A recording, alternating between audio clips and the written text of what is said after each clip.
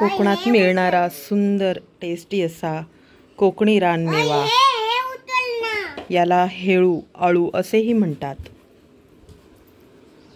औषधी गुणधर्म असलेला आणि फक्त निसर्गावर अवलंबून हे झाड मोठं होतं आणि कसलंही खत पाणी न देता फक्त निसर्गावर ऊन वारा पाऊस असं सेंद्रिय असं हे फळ अळू किंवा हेळू. मस्त असं छानपैकी त्याची कापं केलीत, त्याला वरून मीठ शिवरून आता उन्हात लावू म्हणजे पावसात छान खाता येईल.